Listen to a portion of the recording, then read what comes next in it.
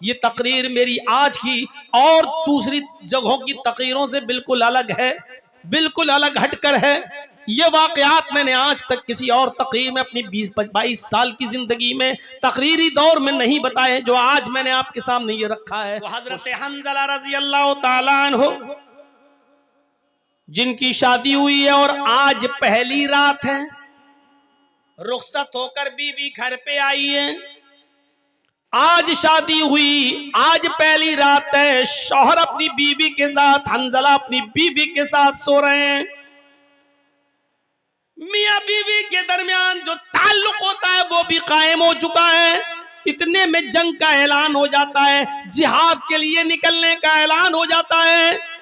हजरत हंज़ला उसी कंडीशन में कि अपनी बीवी से मिले हैं, अभी गुस्ल नहीं किए, ऐलान जिहाद सुनते हैं, अपना घोड़ा खोलते हैं और जिहाद के लिए निकल जाते हैं। बीवी कहती है, आए मेरे प्यारे शौहर, मैं तुम्हें रोक तो नहीं रही हूं, जिहाद फर्ज है, तुम्हें जाना भी चाहिए, लेकिन कम से कम गुस्ल तो कर लो, नहा तो लो। अभी आपने मेरे साथ सोहबत की है, मेरे साथ हम बिस्तर हुए हैं और फौरन मैदान जिहाद में जाने लगे हैं, कम से कम आप गुस्ल तो कर लो। फरमाया, आए मेरी बीबी, ऐलान नहीं सुना है, ये निदाई, ये आखिरी आवाज है। इस आवाज को सुनने के बाद कोई शख्स भी अब थोड़ी देर भी अपने घर में नहीं रुक सकता है। मेरी बीवी, मैं गुस्ल के लिए कैसे रुक जाऊं कि ये आखिरी निदा आ चुकी है कि अब कोई भी अपने घर में ना रुके। मैं फौरन निकल रहा हूं, अल्लाह मेरे दिल के हाल को जानता है, अल्लाह मेरी दिल की नीयत को जानता है। उठे, घोड़ा खोला और दौड़े और चले गए मैदान जंग में, लड़े, कई काफिरों को कत्ल भी किया, लेकिन उस जंग के अंदर खुद भी शहीद हो गए, शहीद हो गए। और शहीद का उसूल यह है शरीयत में कि उसको जिन कपड़ों में शहीद होता है, कोई आदमी अल्लाह की राह में जब मारा जाए तो उन्हीं कपड़ों में दफन किया जाता है, शहीद को कोई नया कफन नहीं पहनाया जाता, शहीद को गुस्ल नहीं दिया जाता, शहीद की जनाजे की नमाज नहीं पढ़ी जाती, ऐसे ही उसको उन्हीं कपड़ों में दफन कर दिया जाता है। जब उसको दफन करने के लिए ले जाया जा रहा था तो हंज़ला की बीवी कहने लगी, अल्लाह के रसूल, मेरे शौहर को गुस्ल दे दीजिए। अल्लाह के नबी फरमाते हैं, अय हंज़ला की बीवी, क्या तुझे पता नहीं तेरा शौहर शहीद हुआ है और शहीद को गुस्ल नहीं दिया जाता, उसको इन्हीं कपड़ों में कफनाया जाएगा, इन्हीं कपड़ों में दफनाया जाएगा जिसमें वो शहीद हुआ है, और कयामत के दिन इसी हाल में उठेगा कि उसके जिस्म से खून गिर रहा होगा। अल्लाह खून, गिरते हुए खून को देख कर कहेगा, फरिश्तों इसको जन्नत में ले जाओ, ये तो मेरे लिए सारी चीजों की कुर्बानी देकर आया है, इसका क्या हिसाब लूं, इससे क्या सवाल करूं, इससे क्या पूछताछ करूं, इससे क्या क्वेश्चन आंसर करूं, इसको जन्नत में दाखिल कर। हंज़ला की बीवी कहती है, अल्लाह के रसूल, मैं कैसे बताऊं, इन्नल्लाह ला यस्तही मिनल हक, अल्लाह ताला हक बात से नहीं शर्माता है। मेरी शादी हुई थी, हंज़ला ने मेरे साथ रात गुजारी थी और मेरे साथ सोहबत की थी, और जब आखिरी ऐलान सुना तो बगैर गुस्ल के वो निकल गए और जिहाद करने लगे। मैं उस गुस्ल की बात कर रही हूं जो गुस्ल बीवी से मिलने के बाद किया जाता है। हंज़ला को वो गुस्ल दे दीजिए, क्योंकि हंज़ला बगैर गुस्ल के निकल गए थे और वो शहीद कर दिए गए। थोड़ी देर तवक्कुफ किया, अल्लाह के नबी जनाब मोहम्मद रसूलुल्लाह थोड़ी देर रुके रहे और थोड़ी देर के बाद फरमाया, साथियों इस जनाजे को उठाओ और कब्रिस्तान में ले जाकर इनको दफन करो, मैं भी चल रहा हूं। हंज़ला की बीबी फिर बोली, अल्लाह के नबी, इतनी देर रुकने के बाद भी आपने गुस्ल नहीं दिया। फरमाया, हंज़ला की बीबी, अपने घर जा, तेरे शौहर को मोहम्मद रसूलुल्लाह के गुस्ल की जरूरत नहीं है। आसमान से 70,000 फरिश्ते जमीन पर उतरे और उन फरिश्तों ने तेरे शौहर को गुस्ल दे दिया। तेरा शौहर गसीलुल मलाइका है, फरिश्तों ने तेरे शौहर को गुस्ल दे दिया है। तेरे शौहर को हमारे गुस्ल की जरूरत नहीं है, तेरा शौहर फरिश्तों के जरिए गुस्ल दिया हुआ है। और फिर हंज़ला को दफन कर दिया गया। मेरे भाइयों, ये नौजवानी की इबादत थी, अपनी प्यारी बीवी को छोड़ दिया, पहली शादी, पहली रात, 24 घंटे भी अपनी बीवी के साथ नहीं रह पाया और ऐलान सुना, निकल गया, जिहाद किया और कत्ल हो गया, शहीद हो गया।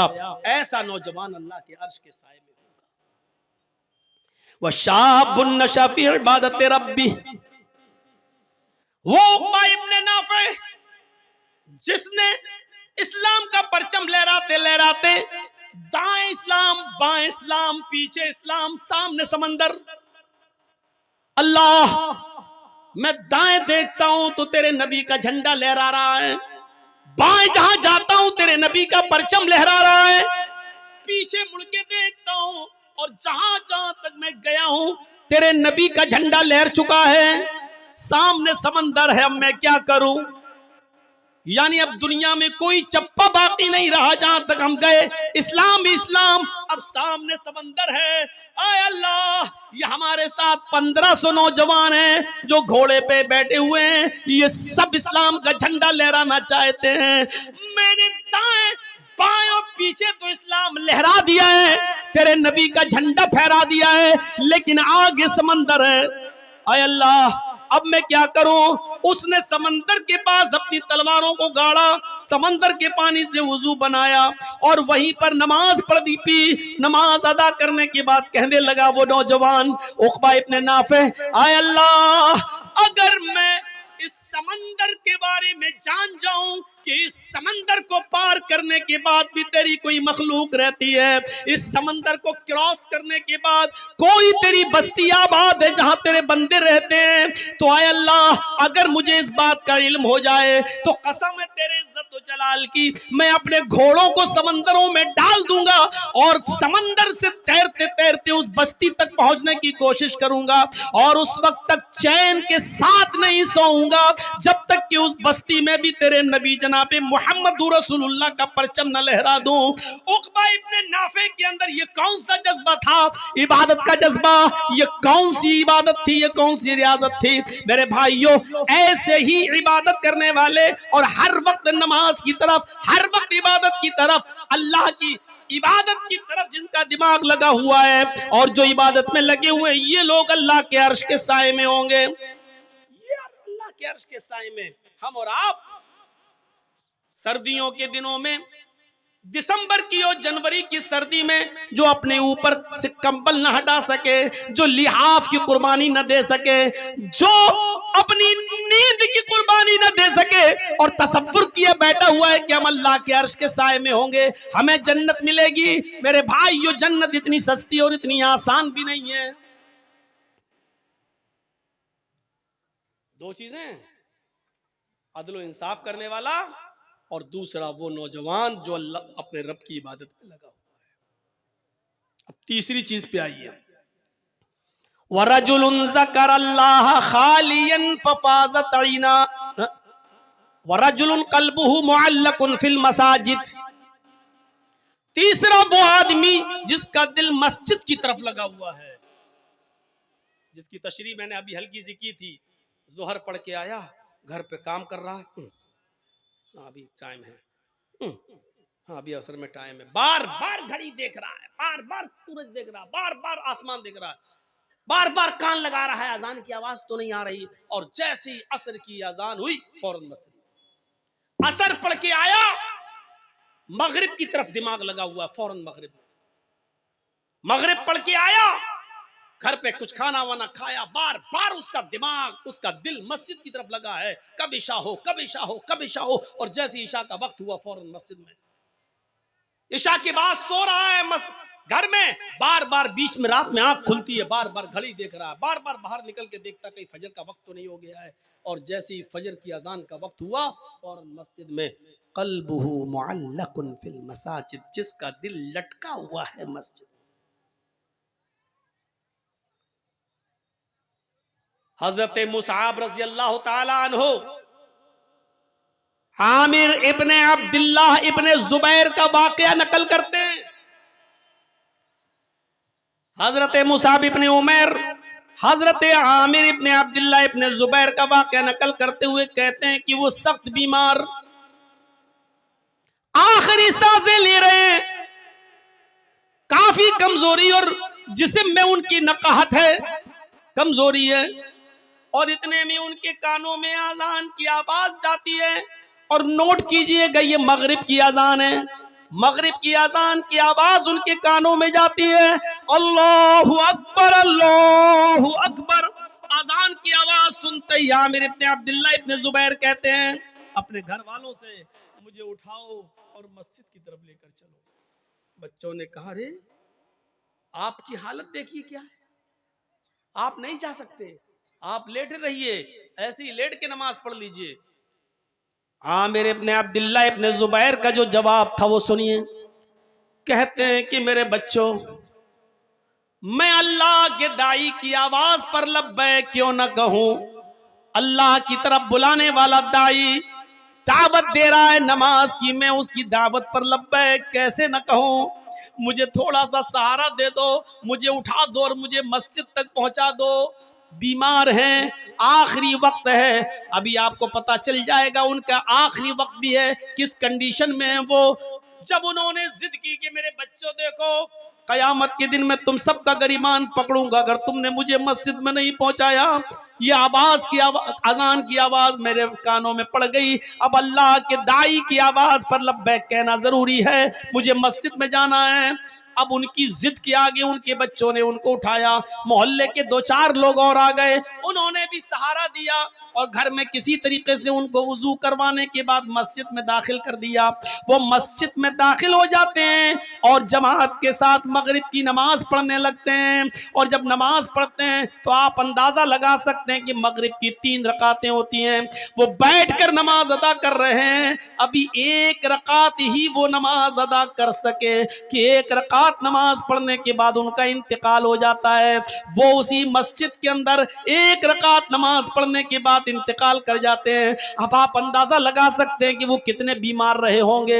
इतनी बड़ी बीमारी के बावजूद वो ये कह रहे हैं कि अजान की आवाज जब मेरे कानों में पहुंच गई है तो फिर मैं अल्लाह के दाई और अल्लाह की तरफ बुलाने वाले आदमी की दावत पर मैं लब्बैक कैसे न कहूं, उसकी आवाज पर मैं लब्बैक क्यों न कहूं। लिहाजा मुझे वहां तक पहुंचाओ। और पहुंचाया गया और 1 रकात पढ़ी और इंतकाल कर गए। इनका दिल मस्जिद की तरफ लगा हुआ था। रजुलुन कल्बुहु मुअल्लकुन फिल मसाजिद, ये है अजान हो रही है लेकिन मुझे मस्जिद में पहुंचाओ, अजान हो रही है मस्जिद में पहुंचाओ। यहां अजान होती है, हम लोग चाय पीते हैं। यहां अजान हो रही है, हम लोग बाजारों में सब्जियां खरीद रहे हैं। यहां अजान हो रही है, हम लोग अपने कारोबार में लगे हुए हैं। यहां अजान हो रही है, हम अपने बैंक में नौकरी कर रहे हैं। यहां अजान हो रही है, हम अपने बिजनेस में लगे हुए हैं। यहां अजान हो रही है, हम अपने खेतों में लगे हुए हैं, अपने कारोबार में लगे हुए हैं। और तसव्वुर है कि हम जन्नत में जाएं। अरे अल्लाह के अर्श का साया नहीं मिलेगा, जन्नत तो बहुत दूर की बात, अल्लाह के अर्श का साया भी नहीं मिलेगा। इमाम बगवी ने अपनी मशहूर और मायानाज किताब सियर के अंदर उबैदुल्लाह अल कवारीरी का एक वाक़या नकल किया है कि वो शाम बसरा के रहने वाले थे। बसरा के उनके घर कोई मेहमान आ गए। वैसे तो वो 5 वक्त की नमाज में पहली तकबीर में मस्जिद में रहते थे, लेकिन आज उनके घर में कोई मेहमान आ गया। मेहमान की देख रेख खातिर मदारात की वजह से उसको खाना वाना खिलाने में थोड़ी सी देर हो गई। इतनी सी देर हो गई कि ईशा की अजान के बाद जमात मस्जिद में हो गई। वो अपने मेहमान को खाना खिलाने के बाद मस्जिद की तरफ गए तो क्या देखते हैं कि मस्जिद से लोग नमाज पढ़ के वापस आ रहे हैं। पूछा कि क्या हुआ, का जमात हो गई। वो दूसरे मोहल्ले में गए कि वहां जाकर शायद नमाज मिल जाए, जमात मिल जाए, लेकिन दूसरे मोहल्ले में जाते तो क्या देखते हैं कि उधर भी जमात हो चुकी है। उन्होंने बसरा की आसपास की जितनी मस्जिदें थी कोशिश करके देख लिया कि कहीं जमात मिल जाए, क्योंकि जमात का सवाब अकेले नमाज पढ़ने से 27 गुना ज्यादा दर्जा रखता है। इस सवाब की उम्मीद में वो जाते हैं कि नमाज अदा कर लो, जमात मिल जाए, लेकिन उनको बसरा की किसी मस्जिद में ईशा की जमात नहीं मिली। तो फिर वो अपने घर आ गए और अपने घर पे उन्होंने जाए नमाज बिछाई, मुसल्ला बिछाया और ईशा की नमाज वो पढ़ने लगे। जब वो एक मर्तबा 4 रकात ईशा की पढ़ चुके तो कहने लगे कि ईशा की नमाज जमात के साथ अगर मैं पढ़ता तो 27 गुना दर्जा मिलता, 27 गुना सवाब मिलता, तो क्यों नहीं मैं जमात के सवाब को पहुंचने के लिए ईशा की नमाज को 27 बार पढ़ लूं। अगर मैं 4 रकात करके 27 मर्तबा अगर मैं नमाज पढ़ूंगा तो हमें जमात का सवाब मिल जाएगा। तो उन्होंने अपने घर में ईशा की नमाज को 27 मर्तबा पढ़ा, 27 बार। 4 रकात फिर हो गए, चलो दोबारा खड़े हो गए, फिर 4 रकात, फिर तीसरी बार खड़े हो गए। उन्होंने ईशा की नमाज को कितनी बार पढ़ा? 27 बार। उसके बाद मुतमईन हो गए कि अब मुझे जमात का सवाब मिल गया, यानी इंशाअल्लाह जो जमात मुझसे छूटी है उसके बराबर सवाब मिल जाएगा। इसके बाद जब बिस्तर पे सोने गए, अल्लामा बगवी, इमाम बगवी सीयर में नकल करते हैं, जब वो बिस्तर पर लेटते हैं तो ख्वाब में देखते हैं कि वो घुड़सवारों के साथ दौड़ रहे हैं। एक कौम है, एक कुछ लोग जो अपने अपने घोड़ों को दौड़ा रहे हैं, मुकाबला कर रहे हैं।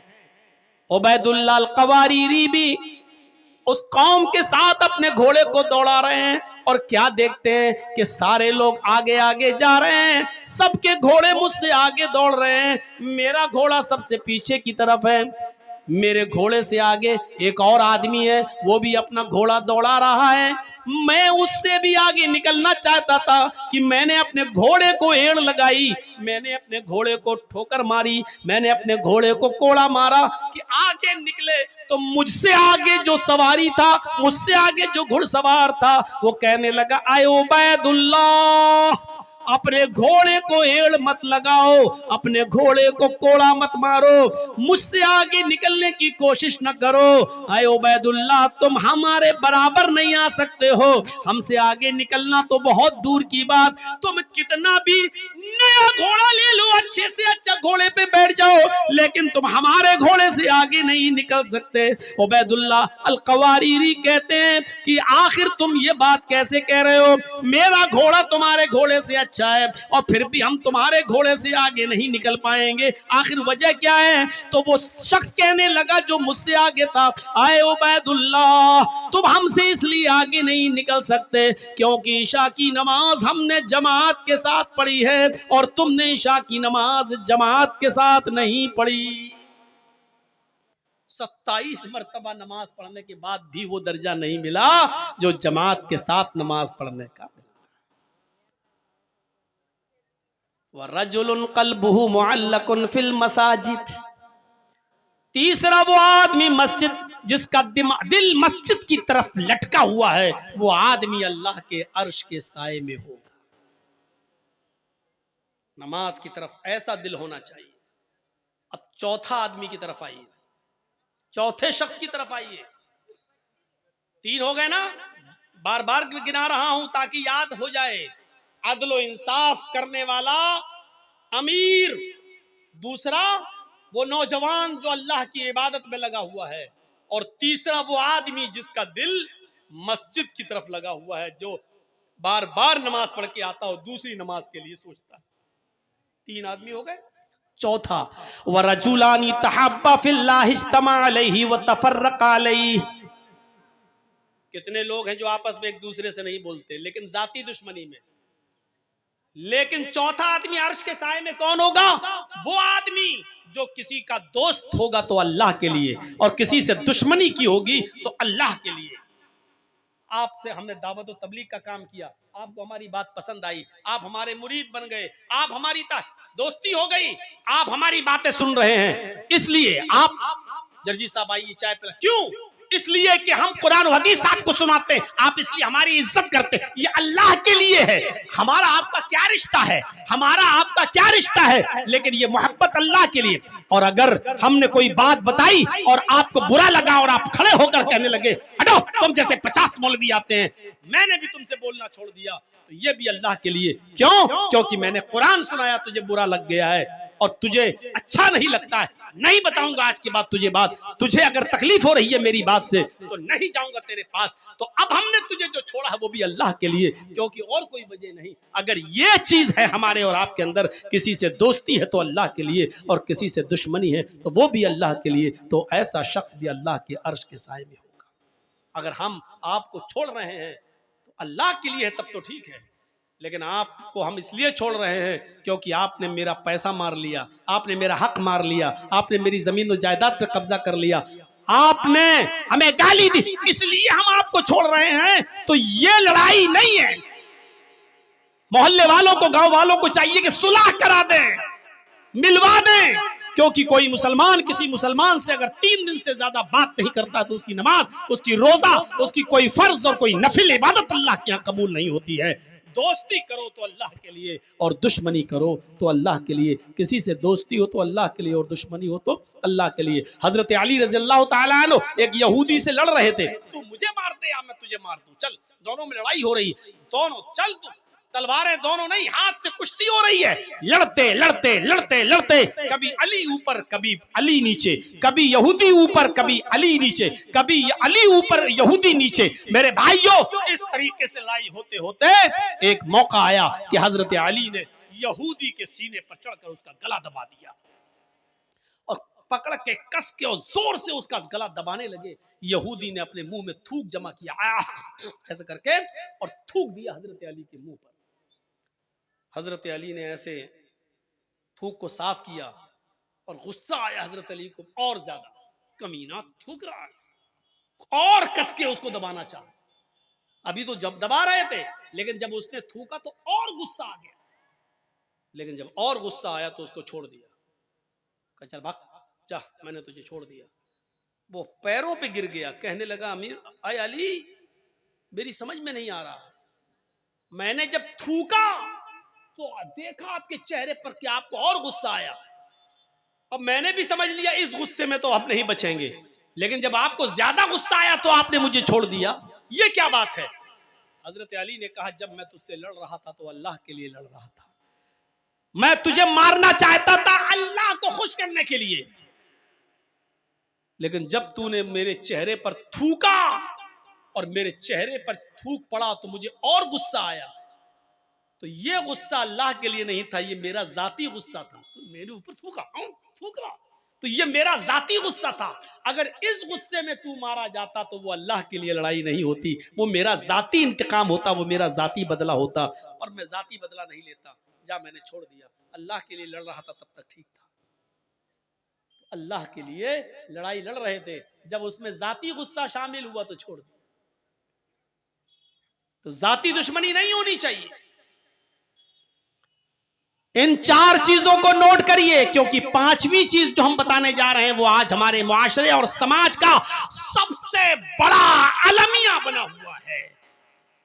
पहला शख्स अदल और इंसाफ करने वाला इंसान, दूसरा वो नौजवान जो अल्लाह की इबादत में लगा हुआ है, तीसरा वो आदमी जो अपने जिसका दिल मस्जिद की तरफ लटका हुआ है, और चौथा वो शख्स जो मोहब्बत करता है किसी से तो अल्लाह के लिए और दुश्मनी करता है किसी से तो अल्लाह के लिए।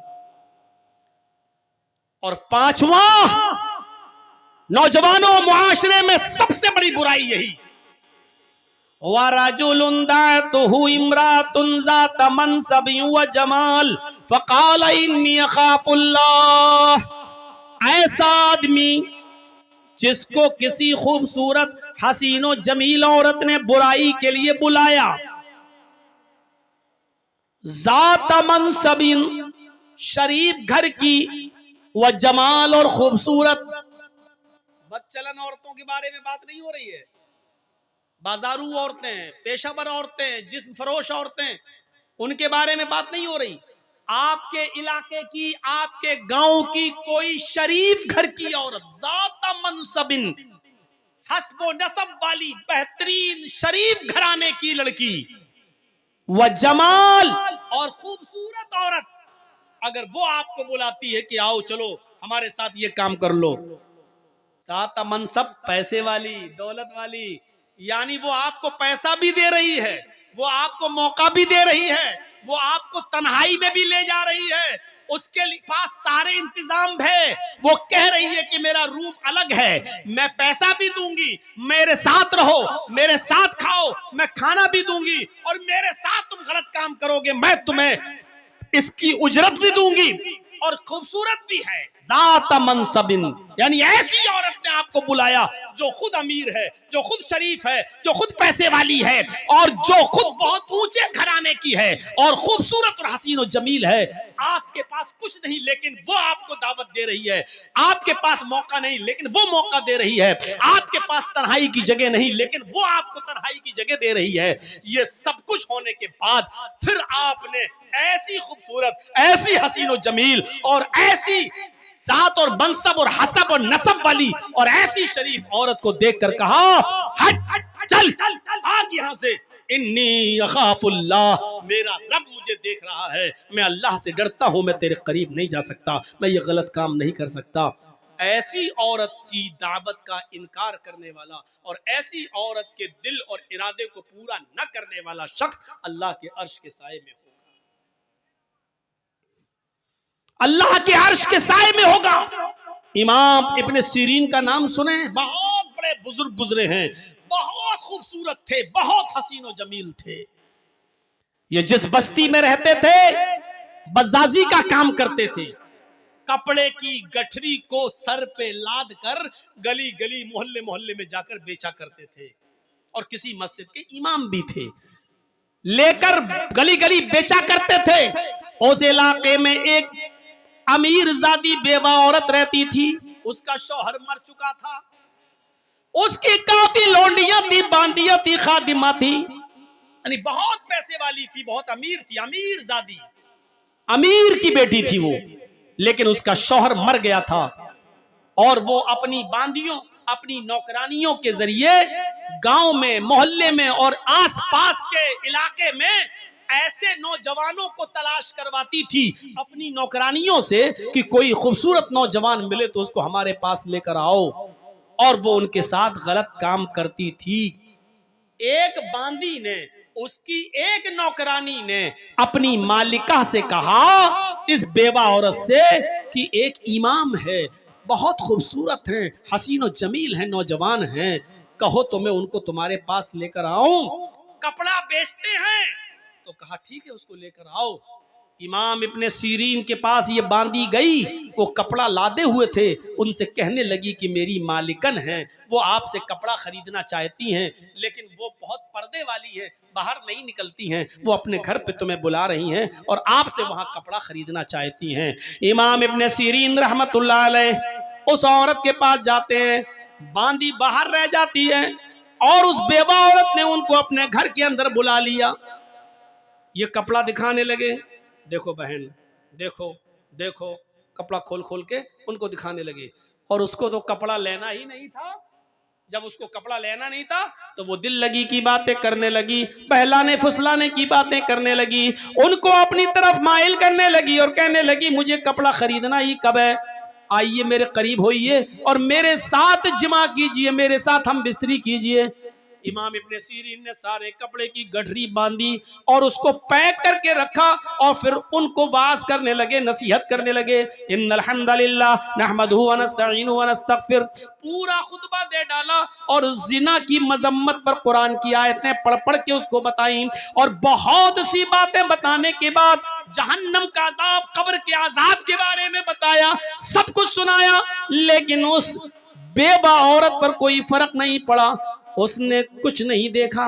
वो बार बार कहती रही ठीक है, अल्लाह गफूर रहीम है, माफ करने वाला, तुम आओ पहले मेरे पास, तुम आओ पहले मेरे करीब। जब देखा कि वाज और नसीहत का कोई फर्क नहीं पड़ा और ये औरत माइल है, ये जिना पर आमादा है, तो कहने लगे कि अब बचने का कोई रास्ता भी नहीं है। तो इनके दिमाग में ख्याल आया, आए नौजवानों, अल्लाह वाले कैसा कैसा काम कर गए जिना से बचने के लिए, और हम तो ये तसव्वुर भी नहीं कर सकते। इमाम इब्ने सीरीन कहते हैं, अच्छा ये बताओ कि तुम्हारा बाथरूम कहाँ है? मुझे बहुत सख्त लैट्रीन लगी हुई है, मुझे क़ज़ाए हाजत के लिए जाना है, मैं लैट्रीन से फारिग होने के बाद आता हूँ, तुम्हारे पास बैठता हूँ। अच्छा ठीक है, ये है, उसने बता दिया। जब लैट्रीन से निकले तो किचन में घुस गए, किचन में जो नाली थी जिसमें बहुत ज्यादा कचरा अचड़ा जमा हो जाया करता था, उसमें काले रंग की स्याह कीचड़ जमी हुई थी नाली में। इमाम इब्ने सीरीन उसी किचन की नाली के पास बैठ गए और उस नाली से स्याह रंग की काली कीचड़ निकाल कर उन्होंने अपने चेहरे पे मल ली, अपने कपड़ों पे मला, अपनी दाढ़ी आड़ी पे मला और पूरी तरीके से अपने आप को लथपथ कर लिया कीचड़ से। और इसी गंदगी की हालत में उस औरत के पास आए, चलो आओ मिलते हैं। कहाँ मिले? उसने कहा हट हट बदबू आ रही, हट, ये क्या करके आया तू? ये जल्दी से कपड़े की गठरी उठाई और भाग गए। और फिर जब गांव में पहुंचे तो एक कुएं से पानी खींचा और वहां जाकर उन्होंने अपने कपड़े धोए और वहां जाकर वो नहाए धोए और उन्होंने गुस्ल किया और अल्लाह का शुक्र अदा किया कि आय अल्लाह, आज तूने मुझे एक औरत के शर्र फितन से तूने मुझे बचा लिया, आज मैं जिना जैसी बदकारी से महफूज हो गया। मेरे प्यारे साथियों, जिना से बचने के लिए गौर करो कि वो औरत इमाम इब्ने सीरीन अगर उसका इरादा पूरा कर देते तो पैसा भी देती, तन्हाई भी दे रही थी, अमीर भी थी, कपड़ा भी नहीं खरीदती और पैसा भी दे रही थी उनको, सब कुछ। लेकिन इमाम इब्ने सीरीन के पास सब कुछ था, मौका था, तन्हाई थी और वो बेवा औरत खूबसूरत भी थी, लेकिन इन सब के बावजूद अल्लाह का खौफ था और अपने आप को बचाया। उससे कहा अल्लाह से डर, ये जिंदगी चंद दिनों की, अल्लाह की मुंह दिखाना है। नसीहतें की लेकिन वो नहीं मानी। मेरे प्यारे साथियों, तब इमाम इब्ने सीरीन ने अपने आप को ऐसे बचाया। नौजवानों, इस ज़िनाकारी और बदकारी के रास्ते से अपने आप को बचा लेने वाला और किसी खूबसूरत औरत की दावत पर यह कह देने वाला कि इन्नी अखाफुल्लाह, मैं अल्लाह से डरता हूं, ऐसा शख्स भी क़यामत के दिन अल्लाह के अर्श के साए में होगा। बुखारी शरीफ के अंदर एक वाक़या आया है, जब मरसद इब्ने अबी मरसद एक सहाबी हैं, ईमान लाए, इस्लाम कबूल किया, तो अल्लाह के रसूल ने उनसे कहा कि तुम मक्के जाओ और मक्के में हमारे बहुत से मुसलमान सहाबा कैद है, काफिरों के चंगुल में हैं, उनसे छुड़ाकर चुपके चुपके मदीने की तरफ लाओ, उनको वहां से छुड़ाओ। तो ये रात में मक्के पहुंचते थे और रात में जाते थे, चुपके से किसी घर में घुसते थे, जहां कोई मुसलमान साहबी कैदी होता था उसको उठाकर लाते थे और फिर उसकी बेड़ियों को तोड़ते थे और फिर उसको मदीना भेज दिया करते थे। क्योंकि इस्लाम लाने से पहले खुद ये चोर थे, इस्लाम लाने से पहले खुद ये चोर थे, इनको बेड़ियां तोड़ने में महारत थी, ये जानते थे। तो अल्लाह के रसूल ने इनसे वही काम लिया कि तुम अब मुसलमान सहाबा की बेड़ियां तोड़कर उनको काफिरों से छुड़ाओ, उनके ऊपर जुल्म कर रहे हैं वो काफिर, उनको छुड़ाओ। तो एक दिन ये मक्के के अंदर पहुंच गए और उसी जगह चले गए जहां मुसलमान साहबा कैद थे। रात की तारीकी का फायदा उठाया और एक दीवार के पीछे छिप गए। चांदनी रात थी, रात के अंधेरे में एक औरत निकल के आई, उसने दीवार के पीछे एक साया देखा, समझ गई कि इस दीवार के पीछे कोई आदमी बैठा है, उस आदमी का साया यहां आ रहा है। वो गई दीवार के पीछे, क्या देखती है कि एक आदमी बैठा हुआ है और देखते ही उसको पहचान गई। कहने लगी तुम तो मरसद हो, तुम तो मरसद हो। मरसद ने देखा, मरसद भी पहचान गए, कहने लगे तुम तो अनाक हो, तुम तो अनाक हो। कहां? जमाने जाहिलियत में जब मरसद इस्लाम नहीं लाए थे तो इस औरत के साथ उनके नाजायज ताल्लुकात थे, कई मर्तबा इस औरत के साथ मिल चुके थे, लंबे तलंगे लंबे चौड़े थे, वो अनाक उनकी दीवानी थी। इतने दिनों के बाद आज देखती है, कहती है मरसद पुरानी यादें ताजा हो गई, कितने साल के बाद तुम आए हो, चलो हमारे घर चलो, हमारे घर में कोई नहीं, आज की रात हमारे साथ सो जाओ, वही रात गुजारो। मरसद इब्ने अबी मरसद कहते हैं क्या या नाक, अब इन हाथों ने मोहम्मदुर रसूलुल्लाह के हाथों को छू लिया है, ये हाथ मोहम्मदुर रसूलुल्लाह से टच हो चुके हैं, इन हाथों ने मोहम्मदुर रसूलुल्लाह से मुसाफा कर लिया है। आया नाक, अब हराम औरत की तरफ में हाथ नहीं बढ़ा सकता, आय अनाक बेहतर है कि तुम चली जाओ। अनाक कहने लगी अच्छा अब तुम बदल गए हो, मेरी आरज़ू और मेरे अरमानों का तुम गला घोंट रहे हो, इतने सालों के बाद आए हो, अगर तुमने मेरे इरादे और मेरे अरमान और मेरी आरज़ुओं को पूरा न किया तो मैं चिल्ला दूंगी। मरसद इब्ने अबी मरसद कहते हैं कि कुछ भी करो लेकिन अब मैं तुम्हारे साथ जिना नहीं कर सकता है। मैं मुहम्मदुर रसूलुल्लाह सल्लल्लाहु अलैहि वसल्लम, इन आंखों ने मुहम्मदुर रसूलुल्लाह का दीदार कर लिया है, अब ये हराम चीज की तरफ उठेगी भी नहीं हमारी नजरें। अनाक कहती है आए खेमे वालों उठो, आए गांव वाले उठो, एक आदमी आया है तुम्हारे कैदियों को चुरा रहा है, तुम्हारे कैदियों को उठाकर ले जा रहा है। अनाक की आवाज सुनकर मोहल्ले वाले और गांव वाले उठने लगे, दौड़ने लगे। मरसद इब्ने अबी मरसद ने जब उनको आता हुआ देखा तो वो भाग गए, एक पहाड़ की तरफ चले गए और पहाड़ के ऊपर चढ़ने के बाद उनको एक गार नजर आई तो वो पहाड़ से नीचे उतरकर उस गार के अंदर छिप गए।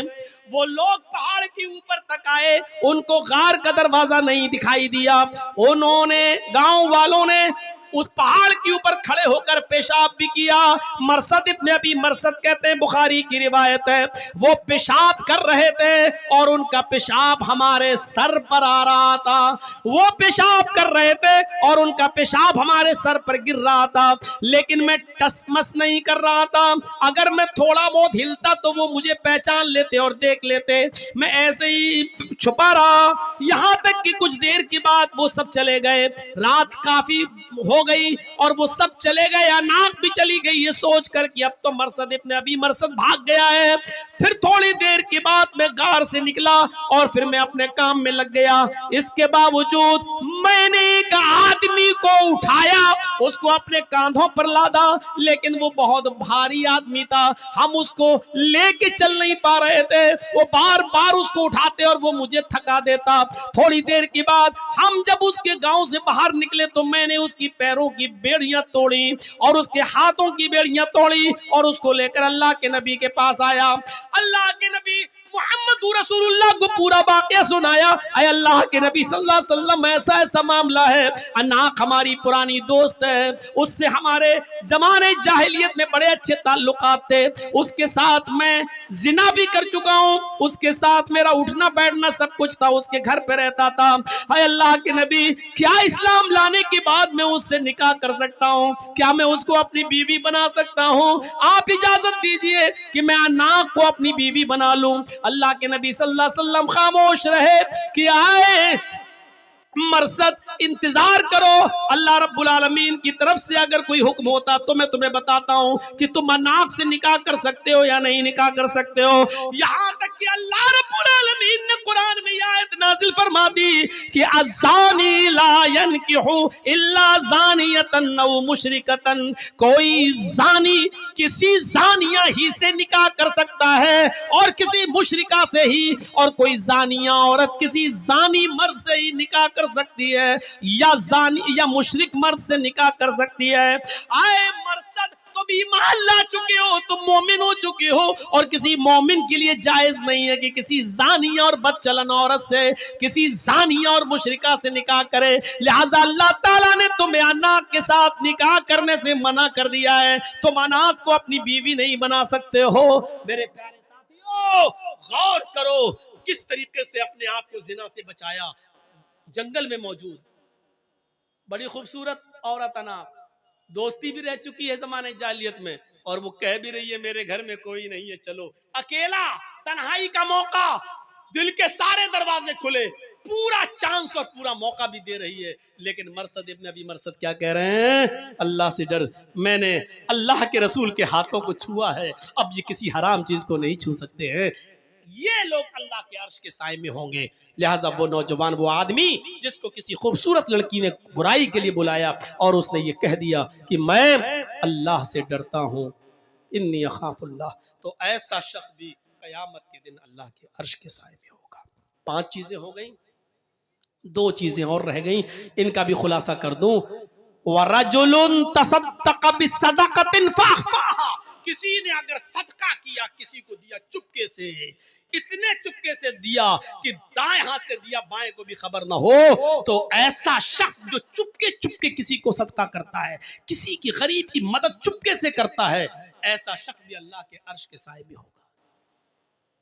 ये नहीं रमजान के महीने में किसी गरीब की मदद कर रहे हैं, 5 किलो आटा, 2 किलो तेल, 1 किलो चीनी, शरबत की बोतल, खजूर, और उसका व्हाट्सएप पे फोटो खींच के व्हाट्सएप पे भी डाल रहे हैं, आज मैंने 20 लोगों को किट दी है, आज मैंने 50 लोगों को गल्ला पहुंचाया है, आज हमने 50 लोगों को, गरीब लोगों को साड़ी दी है।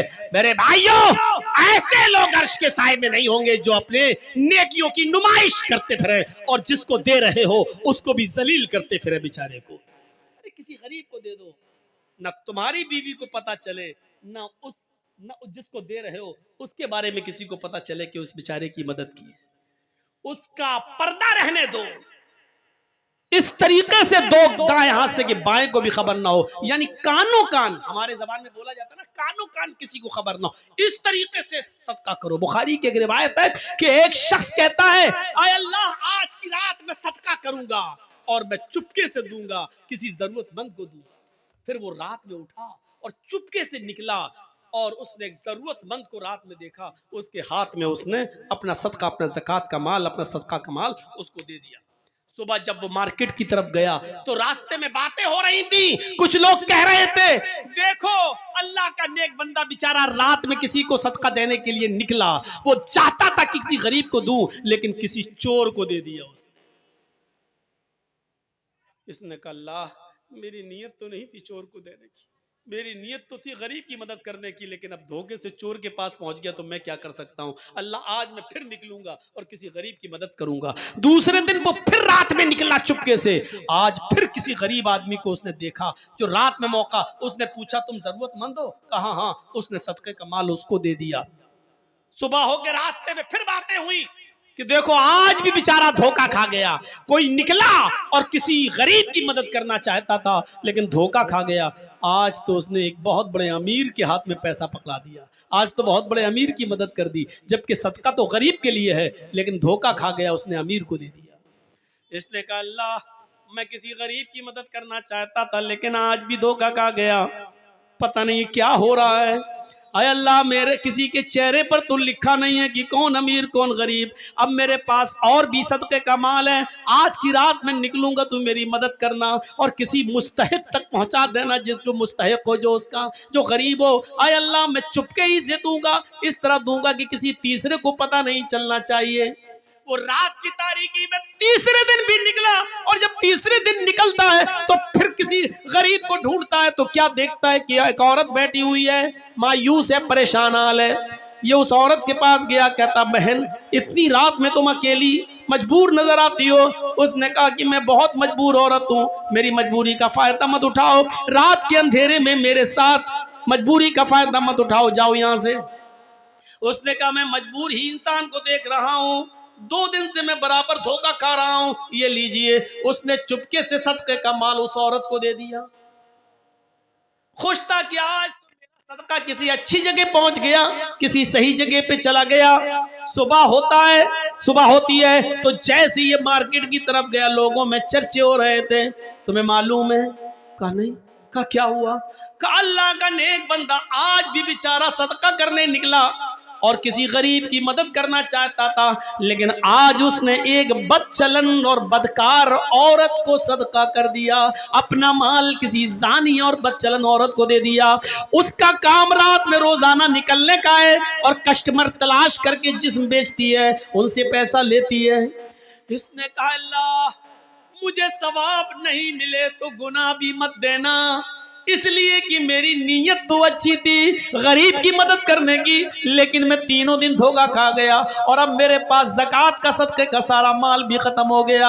अगर तू मुझे सवाब न दे तो गुनाह भी मत देना, क्योंकि मैंने जानबूझकर किसी अमीर की, चोर की और बदकार औरत की मदद नहीं की। जब रात में ये सोया तो ख्वाब देखता है कि कोई कह रहा है, बुखारी की हदीस, रात में ख्वाब देखता कोई कह रहा है तू मायूस मत हो, नादिम मत हो, अल्लाह ने तेरे सदके को कबूल कर लिया। हो सकता है कि जिस चोर ने चोर को तूने सदका किया, हो सकता है कि वो चोर तेरे सदके का माल पाकर अपनी चोरी से तौबा कर ले। हो सकता है जिस अमीर आदमी को तूने सदका दिया वो तौबा कर ले और उस पैसे को गरीब और मिस्कीनों में खर्च कर दे। जिस बदचलन औरत के हाथ में तूने पैसा दिया, सदका किया, हो सकता है कि वो अपने जिना से तौबा कर ले और तेरे दिए हुए सदके के माल से वो अपने बीवी, अपने बच्चों की और अपने शौहर की देख रेख करे। और हो सकता है कि तौबा कर ले, तूने अनजाने में ऐसा काम किया, अल्लाह ने तेरे सदके को कबूल कर लिया। मेरे भाइयों, ये हदीस हमें बुखारी की ये बतला रही है, अगर धोखे से रात की तारीकी में किसी गरीब की मदद करना चाहते हो और आपने चुपके से किसी की मदद की लेकिन धोखा खा गए, वो गरीब की जगह कोई और निकला या धोखे से आपका पैसा किसी और की जगह पास पहुंच गया, लेकिन चुपके से मदद करने की वजह से आपका सदका कबूल हो जाएगा। भले ही आपने गलत जगह दिया है, जानबूझकर नहीं धोखे से, तो अल्लाह रब्बुल आलमीन आपके सदके को तो कबूल कर लेगा, आपको गुनाह नहीं पड़ेगा, आपका सदका तो कबूल हो जाएगा। लेकिन उस आदमी को हिसाब और किताब देना पड़ेगा जो जरूरतमंद नहीं था फिर भी ले लिया, तो आपका सदका कबूल हो जाएगा। तो ऐसे सदका कीजिए कि किसी गरीब को जब आप दो, दाहिने हाथ से दो तो बाएं हाथ को भी उसकी खबर नहीं होनी चाहिए। ये है सदके का मतलब। नुमाइश मत करिए, किसी की मदद कर लो। एक फोटो लेना जरा, हाँ खच। आज मैंने 10 गरीब लोगों की मदद की, अल्लाह के अजाब से डरो। उस बेचारे की नुमाइश कर रहे हो आप। 6 चीजें हो गई, 7वीं और आखिरी चीज अल्लाह के नबी ने फरमाई, अल्लाह के अर्श के साए में कौन होगा? रजुलुन ज़करल्लाह खालियन फफाज़त ऐना, जो अल्लाह के खौफ से अल्लाह को याद करके रात की तारीकी में अल्लाह से डर गया, उसके अजाब से डर गया, तो ऐसा शख्स अल्लाह के अर्श के साए में होगा कयामत के दिन। कयामत के दिन हजरत उमर फारूक रज़ी अल्लाह ताला अन्हु रात के अंधेरे में रोजाना गरीब औरत, एक बूढ़ी और औरत और एक अंधी और नाबीना औरत की खिदमत किया करते थे। और उसके बाद में जब खिदमत करके दरबार खिलाफत में आते थे तो ये हाथ उठाकर दुआ करते थे तहज्जुद के बाद, और रोते हुए ये दुआ करते थे कि रब्बना रब्बना सिर्फ अज़ाब जहन्नम इन्ना अज़ाबहा काना गरामा, ऐ अल्लाह जहन्नम का अजाब हमसे हटा ले, इसलिए कि जहन्नम का अजाब बर्दाश्त करने की हमें क्षमता नहीं है, जहन्नम का अजाब बर्दाश्त करने की हम में सकत नहीं है। वो रोते थे, अल्लाह को याद करके वो रोते थे और अपने आंखों से आंसू बहाते थे। आंसू बहाने का सबसे अच्छा वक्त रात का वक्त है, और तन्हाई में रोइए। दिन में अगर रोते हैं तो दिखावा भी हो सकता है, इनके सामने रोएंगे तो आदमी कहेगा हाँ बहुत रोने वाला है, देखिए कितना रो रहा है।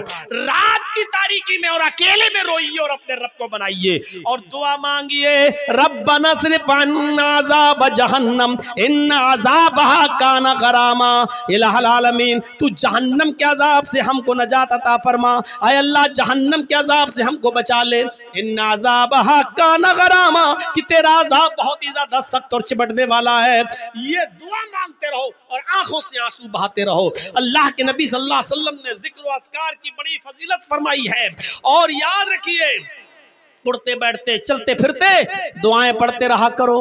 कम से कम ये दुआ भी, यही दुआ पढ़ते रहो, रब्बिग़फिरली रब्बिग़फिरली, ऐ अल्लाह मुझे बख्श दे, ऐ अल्लाह मुझे बख्श दे। ये दुआ पढ़ते रहो। अल्लाहुम्मा इन्नी ज़लमतु नफ्सी ज़ुल्मन कसीरा वला यग़फिरुज़्ज़ुनूबा इल्ला अंत फ़ग़फ़िरली मग़फ़िरतम मिन इंदिका वरहमनी इन्नका अंतल गफ़ूरुर रहीम। ये दुआ अल्लाह के नबी ने अबू बकर सिद्दीक को सिखलाई थी। अबू बकर ने कहा था अल्लाह के नबी ऐसी दुआ बताओ जिस दुआ को पढ़कर मैं अपने गुनाहों की माफी मांगता रहूं। अल्लाह को याद करो तन्हाई में और आंखों से जिसके आंसू बह गए, ऐसा शख्स भी कयामत के दिन अर्श के साए में होगा। तो फिर से एक बार गिन लीजिए, अदलो इंसाफ करने वाला एक, वो नौजवान जो अपने रब की इबादत में लगा हुआ है, 2, तीसरा वो आदमी जिसका दिल मस्जिद की तरफ लटका हुआ है और हमेशा नमाज के बारे में सोच रहा है, 4था वो शख्स जो किसी से मोहब्बत करता है तो अल्लाह के लिए और दुश्मनी करता है किसी से तो अल्लाह के लिए, और 5वां वो शख्स जिसको किसी खूबसूरत और शरीफ खानदान की लड़की ने गलत काम के लिए बुलाया और उसने कह दिया मैं अल्लाह से डरता हूं, मैं तेरे करीब नहीं जाऊंगा, तो ये शख्स भी अल्लाह के अर्श के साए में 5। और 6ठा शख्स वो जिसने चुपके से खामोशी के साथ सदका और खैरात किया, किसी को कानो कान उसकी खबर नहीं, ये भी अल्लाह के अर्श के साए में होगा। और सातवां वो आदमी जिसने अल्लाह को तन्हाई में याद किया और उसकी आंखों से आंसू आ गए, तो क़यामत के दिन ये भी अल्लाह के अर्श के साए में होगा। इनमें पहला शख्स उठाइए। अब कितनी गौर से सुन रहे हैं आप? किसी को खड़ा करके पूछें कि मैंने 7 लोग बताए हैं, कौन कौन हैं? अभी बताए ना। अगर किसी को खड़ा करके पूछूं तो अभी 4 आदमी भी नहीं गिना पाएगा। पहला शख्स अल इमामुल आदिल, अदलो इंसाफ करने वाला अमीर, हाकिम वक्त। और याद रखिए, सब हाकिम है। हाकिम सिर्फ वही नहीं है जो हुकूमत चला रहा है, आप भी अपने घर के हाकिम हैं। अल्लाह ताला ने मर्द को औरत का हाकिम बनाया है। अर्रिजालु कव्वामूना अलन निसा, मर्द औरतों पर हाकिम है। बाप अपनी औलाद पर हाकिम है। भाई आप बाप हैं, 4 बेटे 2 बेटियां 3 बेटियां हैं ना आपकी, आप उनके हाकिम हैं। अब आप इंसाफ करते हैं या नहीं करते? अपनी बीवी के साथ, अपने बच्चों के साथ? माफ कीजिएगा, अगर आपने अपनी औलाद के साथ इंसाफ नहीं किया तो अल्लाह के अर्श का साया नहीं मिलेगा। बुनियाद ही गिर रही है। जन्नत जहन्नम बात की बात है, बुनियाद ही में फेल हो रहे हैं। हजरत नौमान इब्ने बशीर रजी अल्लाह ताला अन्हु फरमाते हैं कि एक बार मुझे मेरे बाप, मेरे वालिद अल्लाह के नबी जनाब मोहम्मद रसूलुल्लाह सल्लल्लाहु अलैहि वसल्लम की खिदमत में ले गए।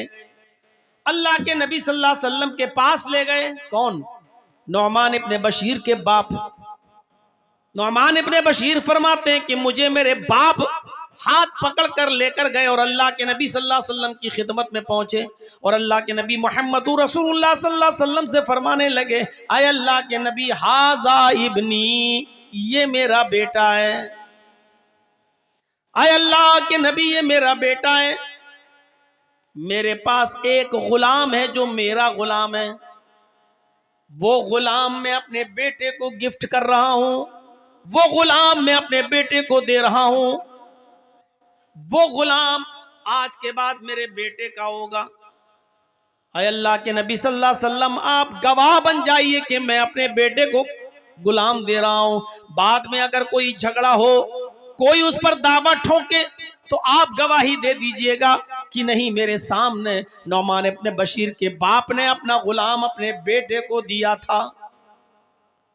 नबी अकरम सल्लल्लाहु अलैहि वसल्लम ने नौमान इब्ने बशीर के बाप से पूछा, क्या तुम्हारे और भी बच्चे हैं, और भी बेटे हैं? उन्होंने जवाब दिया कि हाँ, हमारी और भी औलादें हैं, हमारे और भी बेटे हैं। फरमाया, क्या तुम उनको भी एक एक गुलाम दे रहे हो? क्या तुम उनको भी एक एक गुलाम दे रहे हो?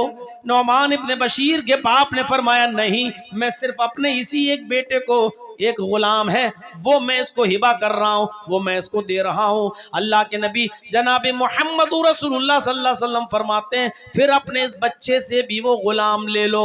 अगर देना है तो सारे बेटों को एक एक गुलाम दो, और अगर नहीं देना है तो इस बच्चे से भी ले लो। मैं बेईमानी के सौदे पर, मैं बेईमानी के सौदे पर गवाह नहीं बनता।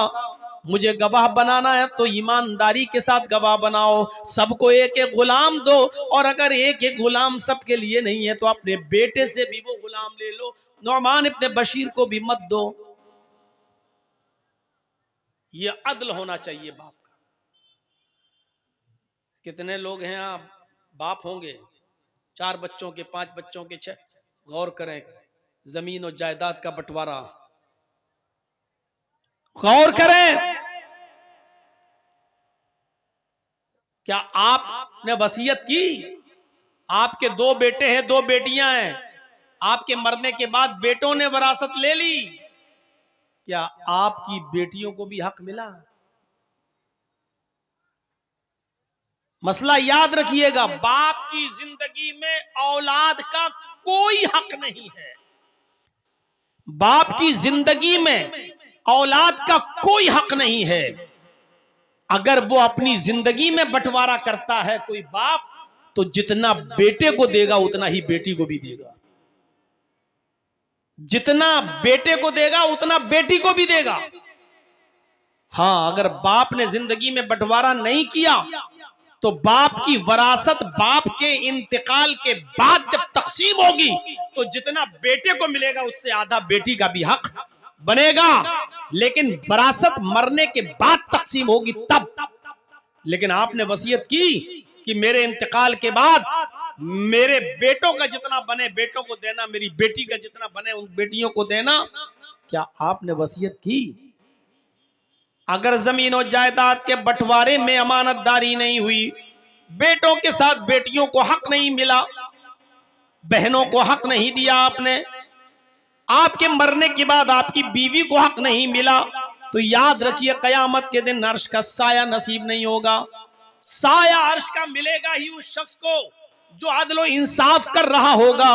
एक जिम्मेदार शख्स के लिए जरूरी है कि वो जिम्मेदारी के साथ निभाए और अदल इंसाफ करने की वसीयत कर जाए अपनी जिंदगी में कि मेरे बच्चों सुनो, एक आलिम को बुला लेना मेरे इंतकाल के बाद और वो जमीन और जायदाद का बिल्कुल सही सही बंटवारा कर दे। बेटों का जितना बनता बेटों को दे दे, बीवी का जितना बनता वो बीवी को दे दे, बहनों का बेटियों का जितना बनता वो बेटियों को दे दे।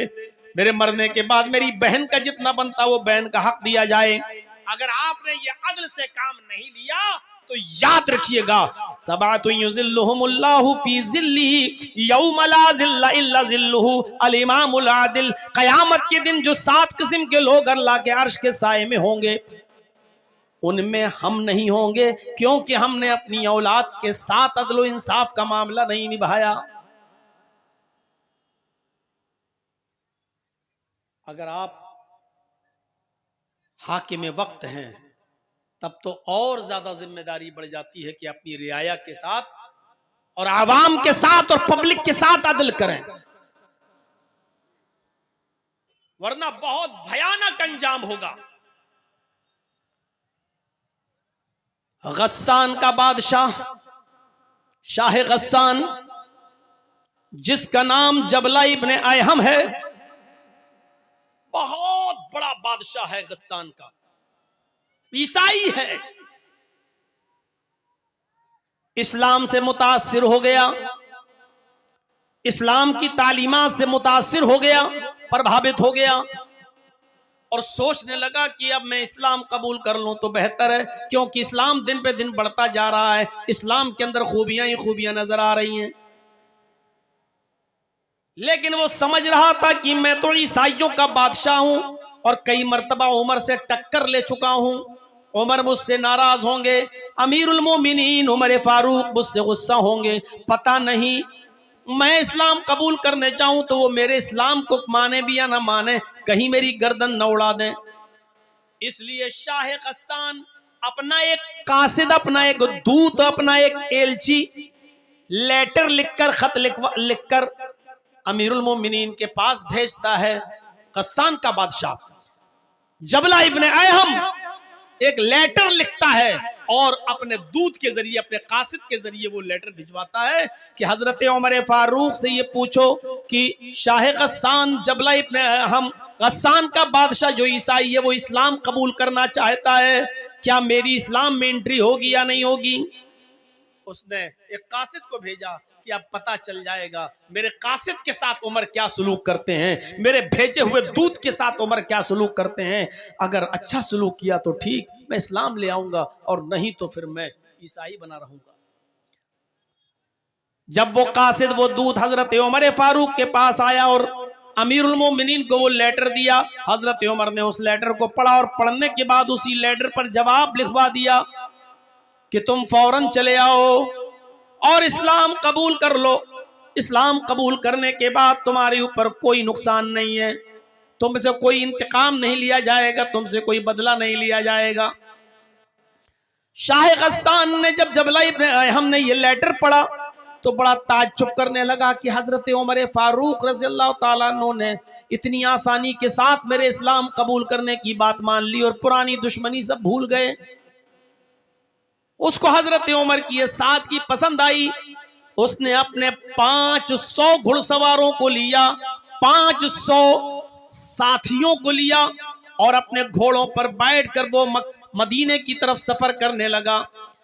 अपने साथियों के साथ जैसे ही मदीने आया तो हजरत उमर फारूक का शहर मदीना आने से पहले उसने एक जंगल के अंदर खेमा डाला, एक जंगल के अंदर पड़ाव डाला और यहाँ आने के बाद रुक गया और यहीं से उसने खबर भेजी कि मैं आ चुका हूँ, अब मैं आपसे मिलने आऊँ या नहीं आऊँ। हजरत उमर फारूक ने उसको इजाजत दे दी कि जब तुम आ ही चुके हो तो अब शौक से तुम मदीने के अंदर दाखिल हो जाओ। हजरत उमर ने अपने सहाबा को भी लगा दिया कि इन मेहमानों की अच्छी तरीके से मेहमान नवाजी करना। वो शाह गस्सान बेहतरीन मुकुट और ताज पहने हुए, दोनों तरफ उसके डायमंड हीरे लगे हुए, कीमती हीरे लगे हुए है, कबूतर के अंडे के मानिंद कीमती हीरे जड़े हुए ताज पहनकर वो ईसाइयों का बादशाह, गस्सान का बादशाह जब मदीने में अपने 500 साथियों के साथ दाखिल होता है तो हजरत उमर फारूक ने इस काफिले का बहुत स्वागत किया, बहुत अच्छी खातिर मदारात की और इनकी मेहमान नवाजी की और कलमा पढ़ाकर उसको इस्लाम कबूल करवा दिया। वो मुसलमान हो गया। शाह गस्सान ईसाइयों का बादशाह वो मुसलमान हो जाता है।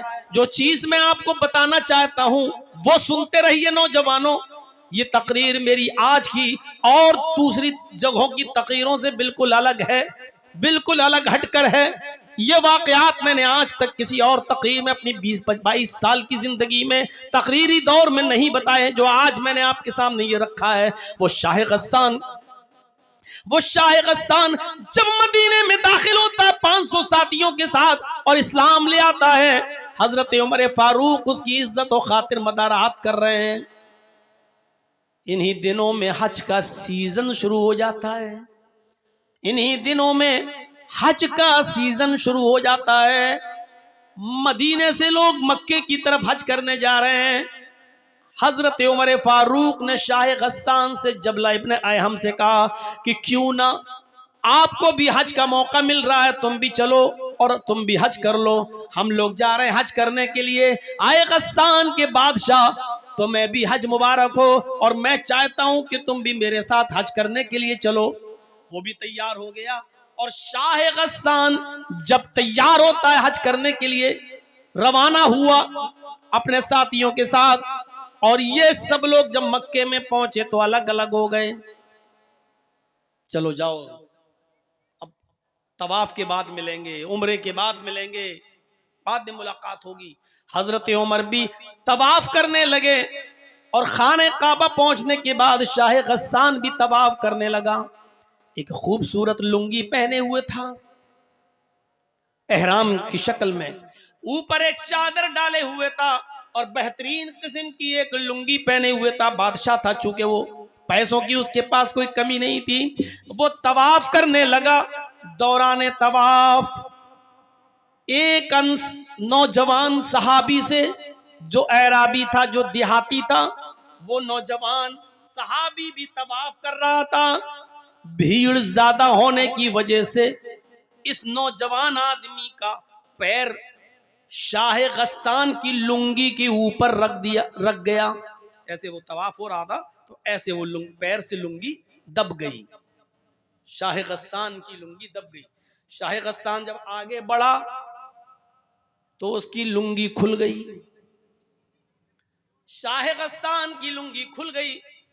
चादर इतनी लंबी थी ऊपर वाली, जो नीचे तक थी उसकी शर्मगाह नहीं दिखाई दी, सतर नहीं खुला, उसकी लुंगी खुल गई।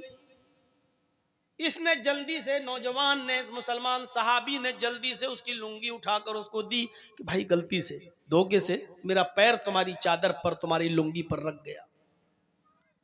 शाह गस्सान ने देखा एक गरीब आदमी जिसके एहराम में पैबंद लगे हुए हैं, जिसके कपड़े में जोड़ लगे हुए हैं, इस कमीने ने, इस कमबख्त ने मेरी लुंगी को अपने पैर से दबा दिया। शाह गस्सान पीछे मुड़ा और उसने एक जोरदार थप्पड़ इस मुसलमान नौजवान को, इस सहाबी को मार दिया। देखो उस लड़के को रोको, लाल लाइट मार रहा है। यही माँ बाप ने सिखाया है। इतने इतने से बच्चे हैं, इनको ये भी नहीं मालूम लाइट कहां मारी जाती है।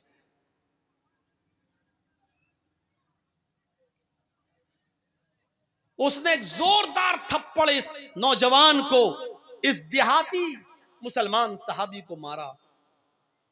थप्पड़ इतनी जोर का लगा कि उस नौजवान देहाती सहाबी की आंख फूट गई, उसकी एक आंख बाहर आ गई। वो नौजवान उस वक्त कुछ नहीं बोला, खामोश रहा और उसने अपना तवाफ पूरा किया। उसके बाद फिर वो अपने कबीले में गया। कबीले की लड़ाई बहुत बुरी होती है। जब वो अपने कबीले में पहुंचा तो लोगों ने पूछा कि तुम्हारी आंख कैसे फूटी। उसने बताया कि ऐसा ऐसा मामला हो गया और शाह गस्सान के बादशाह ने एक थप्पड़ मारा और थप्पड़ इतनी जोर से मारा कि मेरी आंख फूट गई। पूरे कबीले के लोग आग बगूला हो गए। अरे नया नया इस्लाम लाया और इतनी हेकड़ी, हमारे आदमी को मारेगा। ये तमाम के तमाम लोग हजरत उमर फारूक के पास मक्के आ गए। हजरत उमर फारूक के सामने मुकदमा दायर कर दिया कि आपके शाह गस्सान जो अभी कुछ दिन पहले मदीने में इस्लाम लाया है, उसने धोखे से हमारे नौजवान का पैर उसकी चादर पे पड़ गया और उसकी लुंगी खुल गई। लेकिन उसने पलटकर इतनी जोर से थप्पड़ मारा कि हमारे साथी की, इस देहाती नौजवान की आंख फूट गई। मुझे इंतकाम चाहिए, बदला चाहिए। हजरत उमर फारूक ने शाह गस्सान को बुलाया। गस्सान का बादशाह तलब किया गया जो मुसलमान हो चुका है, और फिर यूं दोनों में गुफ्तगू होती है। हजरत उमर फारूक ने फरमाया, आए शाह गस्सान, आए जबला इब्ने अहम, तुम्हारे बारे में ये शिकायत मिली है, क्या ये सही है? कहने लगा वो जबला, अमीरुल मोमिनीन, इस नौजवान देहाती आदमी ने मेरी चादर पर पैर रख दिया। मैं आगे बढ़ा, मेरी लुंगी खुल गई, मेरी चादर खुल गई, मैंने इसको थप्पड़ मार दिया है। हजरत उमर फारूक ने कहा, शाह गस्सान, इस नौजवान ने यह बता दिया है कि हाँ मेरा पैर उसकी चादर पर रख गया था, लेकिन मैंने जानबूझकर ऐसा नहीं किया, धोखे से ऐसा हो गया। एक मामूली सी गलती की इतनी बड़ी सजा तुमने उसको दे दी कि उसकी आंख का ढेला बाहर आ गया, उसकी आंख फूट गई। शाह गस्सान कहने लगा, एक गरीब आदमी की आपको इतनी फिक्र क्यों हो रही है? हजरत उमर फारूक कहते हैं कि इस्लाम लाने के बाद अमीरी गरीबी इस्लाम में नहीं चलती है। आए शाह गस्सान, इस्लाम जितना अमीरों के लिए उतना ही गरीबों के लिए है, और मुझे इसको इंसाफ दिलाना है, इसको न्याय मिलना चाहिए। शाह गस्सान ने कहा, ठीक है, तो फिर बताइए कि मुझे क्या करना होगा, बताइए मैं क्या करूं, इंसाफ का तकाजा क्या है, क्या करूं? हजरत उमर फारूक ने कहा, शाह गस्सान, इस नौजवान से, इस देहाती से, इस सहाबी से, इस बेचारे गरीब आदमी से माफी मांग लो। अगर माफी देता है तो ठीक, वरना उसको कुछ ले देकर उसको राजी कर लो। अगर माफ करता है तो ठीक, और माफ नहीं करता है तो उसको कुछ ले देकर राजी करो। शाह गस्सान कहने लगा, एक मामूली आदमी से, मैं गस्सान का बादशाह हूं और मैंने बादशाहत की है, अमीरुल मोमिनीन, मैं बादशाह हूं, मेरा बाप भी बादशाह रह चुका है, मेरा दादा भी गस्सान का बादशाह रह चुका है, मैं खानदानी बादशाहत से चला आ रहा हूं, और मैं बादशाह होने के बाद एक मामूली आदमी से, एक गरीब आदमी से माफी मांगूंगा, ये बिल्कुल नहीं हो सकता है, मैं किसी भी कीमत पर माफी मांगने के लिए तैयार नहीं हूं, मैं एक मामूली आदमी से माफी मांगूंगा। हजरत उमर फारूक ने कहा तो फिर इंतकाम के लिए तैयार हो जाओ। उसने कहा कैसा इंतकाम? कहा आंख के बदले आंख, तुम्हारी भी आंख फोड़ी जाएगी। गौर करो ये किससे कह रहे हैं हजरत उमर फारूक, जो अभी चंद दिन पहले इस्लाम लाया है। बादशाह 500 लोगों के साथ इस्लाम लाया है, गस्सान का बादशाह है। कहा मेरी आंख फोड़ी जाएगी? कहा हां। तो कहने लगा फिर मैं ऐसे इस्लाम को छोड़ने के लिए तैयार हूं। आए अमीरुल मोमिनीन, जिसमें अमीरों का ख्याल न रखा जाए, जिसमें बादशाहों की बादशाहत का भी ख्याल न रखा जाए, जिसमें उनकी इज्जत और तौकीर का ख्याल न हो, तो ऐसे इस्लाम को फिर मैं छोड़ दूंगा। हजरत उमर ने कहा ये तुम्हारी मर्जी। उसने कहा ठीक है, मैं इस्लाम छोड़ने के लिए तैयार हूं, लेकिन इससे माफी नहीं मांगूंगा। हजरत उमर फारूक ने कहा अगर इस्लाम छोड़ते हो तो याद रखना मुर्तद की जो सजा है इस्लाम में वो मैं तुम्हें दूंगा, और मुर्तद की सजा यह है कि इस्लाम जो नहीं लाया वो तो चैन के साथ है, वो तो सुकून के साथ है, लेकिन इस्लाम लाने के बाद फिर इस्लाम को छोड़कर किसी और मजहब में जा रहा कोई जाता है तो फिर इस्लाम में उसकी सजा है कि उसकी गर्दन उड़ाई जाए। अगर तुम इस्लाम को छोड़ने का इरादा बना रहे हो तो फिर मैं तुम्हारी गर्दन उड़ाने के लिए तैयार हूं। अभी तो आंख फुड़वा लो, तुम्हारा मामला बन जाएगा, आंख के बदले आंख। और अगर इस्लाम को छोड़ने की धमकी दी तो मुर्तद की सजा यह है इस्लाम में कि उसकी गर्दन उड़ा दी जाए, मैं तुम्हारी गर्दन उड़ा दूंगा। वो चारों तरफ से फंस गया। शाह गस्सान माफी मांग रहा है तो छोटा हो रहा है, आंख फुड़वा नहीं सकता, मुर्तद हो जाए तो कत्ल। उसने कहा अमीरुल मोमिनीन मैं चारों तरफ से इस वक्त फंसा हुआ हूं, मुझे एक दिन की मोहलत दीजिए, मैं सोच समझकर बताता हूं, मुझे माफी मांगना है या आंख फुड़वाना है या मुझे इस्लाम छोड़ना है, मुझे फैसला करने के लिए मुझे एक दिन की मोहलत दीजिए, 24 घंटे की मोहलत। हजरत उमर फारूक ने कहा ठीक है, मैं तुम्हें एक दिन की मोहलत देता हूं, सोच समझकर बताओ, माफी मांग लोगे, वो अगर माफ कर देगा तो ठीक, और मुझे उम्मीद है कि इंशाअल्लाह वो माफ कर देगा, लेकिन ये उसका मामला है, वो करे या ना करे। ले दे के मामला बना लो, जितने में वो तैयार हो जाए। इस पे भी नहीं बनता है तो फिर आंख फुड़वाओ, कोई एक फैसला, जाओ मैं तुम्हें एक दिन की मोहलत देता हूं। वो अपने बस्ती में गया जहां रुका हुआ था 500 आदमियों के साथ, और उन लोगों से कहता है कि ऐसा ऐसा मामला है, इस इस्लाम में हमारी कोई इज्जत नहीं है, तौकीर नहीं है, हमको गरीबों के साथ लाके बिठा दिया गया और कहा कि इसको बदला दो, लिहाजा रात की तन्हाई होने दो, जब सारी दुनिया बेहोशी में सो रही होगी उस वक्त हम 500 आदमी यहां से फरार हो जाएंगे। लिहाजा जैसी रात की तारीकी हुई, रात का अंधेरा आया और सब लोग ख्वाबे गफलत में बेहोश होकर जब सोने लगे, तो शाह गस्सान जबला इब्ने हम अपने 500 साथियों के साथ रात के अंधेरे का फायदा उठाकर भाग गया और वो गस्सान पहुंच गया।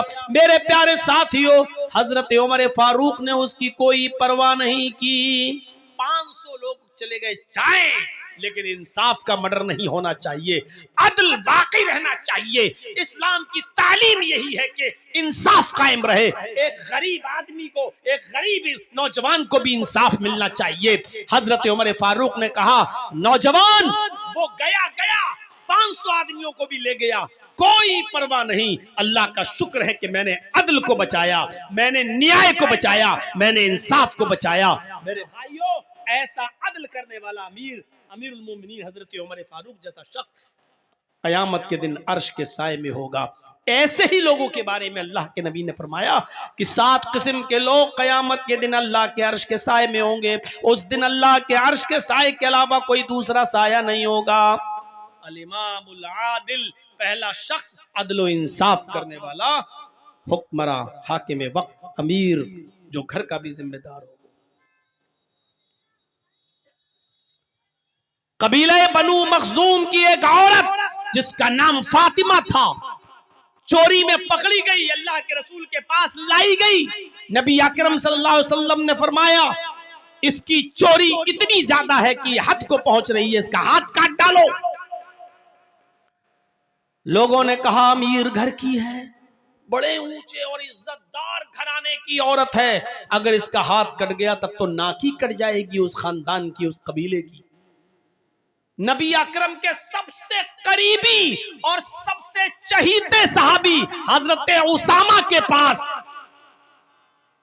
सिफारिश के लिए भेजा गया उसामा को कि आप अल्लाह के रसूल के बहुत करीबी लोग हैं, करीबी हैं, आप नबी से सिफारिश कीजिए, शायद अल्लाह के रसूल आपकी बात मान जाएं और उस औरत का हाथ ना कटवाएं। अल्लाह के रसूल ने उसामा से कहा, आए उसामा, अतशफौ फी हद्द मिन हुदूदिल्लाह, फी हुदूदिल्लाह, क्या तुम अल्लाह की हदों में से एक हद के लिए सिफारिश करने आए हो? ये अल्लाह की कायम करदा हदें हैं और तुम कहते हो कि मैं उस औरत को छोड़ दूं? ये सजा मोहम्मद ने नहीं, मोहम्मद के रब ने नाफिज की है। पहले जमाने के लोग इसीलिए बर्बाद हुए क्योंकि उनके अमीर जब कोई गलत काम करते थे तो उनको छोड़ दिया जाता था, और उनके ज़ईफ और कमजोर लोग जब कोई गलत काम करते थे तो उनको सजा दी जाती थी। नहीं, इस औरत का भी हाथ काटा जाएगा, तुम्हारी भी सिफारिश नहीं मानी जाएगी। अल्लाह के रसूल ने सिफारिश रिजेक्ट कर दी उसामा की, और उस औरत का, बनु मखजूम के लड़की का, औरत का हाथ काट डाला गया जिसका नाम फातिमा था। जब उसका हाथ कट गया तो अल्लाह के नबी सल्लल्लाहु अलैहि वसल्लम ने फरमाया, लौ अन्ना फातिमा बिन्त मुहम्मद सरकत लक़तअतु यदहा, अगर फातिमा मोहम्मद की बेटी ने चोरी की होती और आज चोरी में वो भी पकड़ी जाती तो आज फातिमा का हाथ भी काटने से मोहम्मद रसूलुल्लाह को कोई नहीं रोक पाता, इसलिए कि ये अदल का तकाजा है और ये सजा अल्लाह तबारक व तआला की तरफ से नाफिज की गई है। ये सजा मोहम्मद रसूलुल्लाह की बनाई हुई नहीं है। अगर आज इस औरत की जगह पर मोहम्मद की अपनी बेटी भी चोरी में पकड़ी जाती तो जमाना देखता, दुनिया देखती कि मोहम्मद अपनी बेटी फातिमा का भी हाथ कटवा देता। ये है अदल व इंसाफ। और जिस कौम में अदल व इंसाफ नहीं है, समझ लो अर्श के साए में उनको जगह नहीं मिलेगी। चलिए अब थोड़ा सा और आगे बढ़े। पहली चीज हो गई है अदल व इंसाफ करने वाले लोग। दूसरा कौन? वशाबुन नशा फी इबादत रब्बिही, दूसरा वो नौजवान जो अपने रब की इबादत में लगा हुआ है, अपने रब की इबादत में, उसने सब कुछ भुला दिया अपने रब की इबादत। नौजवान शाबुन नशा फी इबादतिल्लाह, इसका मतलब क्या है? अल्लाह ताला को जवानी की इबादत ज्यादा पसंद है। बुढ़ापे में तो सभी इबादत करने लगते हैं, बच्चों की शादी हो गई, अब सब हो गया, अब जा रहे हैं हज करना है, सबसे निबट गए, अब चलो हज करें। अब हज करके आए तो अब अल्लाह अल्लाह करने पहुंच गए मस्जिद में। पूरी जवानी तो खुराफातों में गुजार दी, अब जब 2-3 साल के मेहमान रह गए, खूसट बुढ़े हो गए, सही से जबान चलती नहीं है, हाथ पैर उठ नहीं रहे, अब जा रहे हैं अल्लाह ताला की इबादत करने। मैं ये नहीं कह रहा हूं कि ये इबादत अल्लाह को पसंद नहीं, लेकिन नौजवानी की इबादत ज्यादा पसंद है।